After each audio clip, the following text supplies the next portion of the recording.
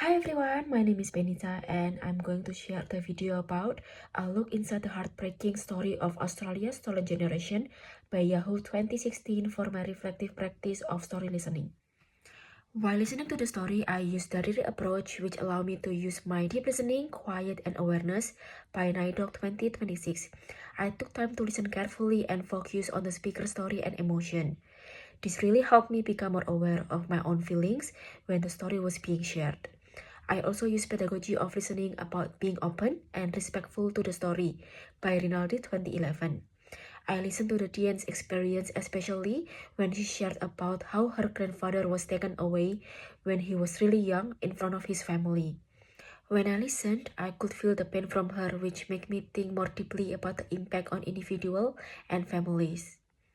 I also use camera levels of listening, which I connected with empathic levels. I focused to the speaker's feeling, trying to understand the emotion being communicated. This really made me move beyond simply hearing the story and listening with empathy and respect for her experience. Before listening to Diane's story, I understood that stolen generation is part of Australia's story, where Aboriginal people were taken away from their family, especially for Aboriginal children. I didn't understand that this experience could affect a person across generations. Listening to Diane's story about her grandfather was taken when he was just 1 year old and sent to mission camp until he was 19. It made me think differently because it was not only a child being separated from their family, but it made them lose connection with family, their culture, and identity. One challenge for me was trying focus while listening to the story because I could sense the pain in her story. I felt emotional and found it difficult to separate with my own emotion. I need to take more breath to make me calm and continue listening rather than following my feelings. One thing I realized is feeling emotional doesn't mean I fully understand what Diane experienced. But at the same time, I need some time to process everything and give myself space to think and stay aware of my own emotions. The most impactful moment for me was when Diane shared that her grandfather was taken when he was 1 year old and sent to the camp until he was 19. They sent him to camp to make him forget about his family. This story affected me, and I can't imagine a young child being separated from their family and not knowing if they would ever see them again or if he still remember with his family. Family is really important to me as they are my role model, my safe place, and my support when I feel down. Living without family is something I can't think of, but Diane's family went through that. Even though now I live far away from my parents as I am studying abroad, I still can call them, talk to them, or visit them during my holiday. While Diane's grandfather didn't have these opportunities, I understand that my experience is very different from the stolen generation and I can't compare directly with what happened to them.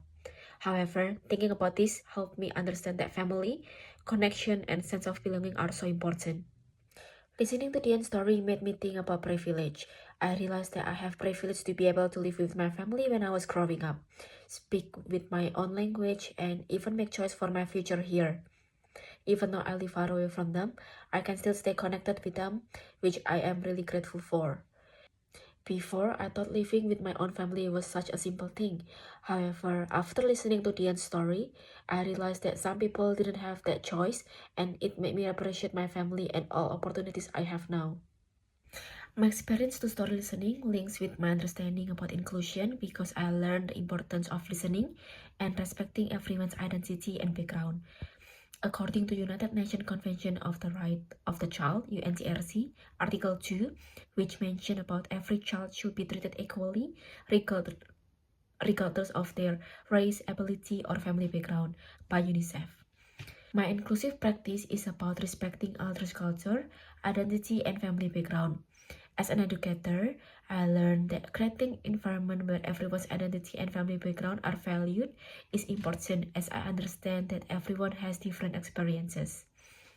It also connects with Early Childhood Australia 2016 that inclusion is about creating opportunities for everyone to feel heard and respected. Listening support meaningful participation as children know that their voices are valued. As an educator, I will listen to them, come to their level, not just hear and not pay attention. When I listen carefully, I can know better about their needs, interests, and support their sense of belonging. As a future educator, I want to give children time to share their thoughts and feelings without rushing, so they feel valued. I also want to use pedagogy of listening, which is about openness and respectful, as children communicate in different ways, such as words, emotion, their play, or their action. Through this approach, I believe I can support them and avoid any assumption about their experience. Thank you for listening and see you next time.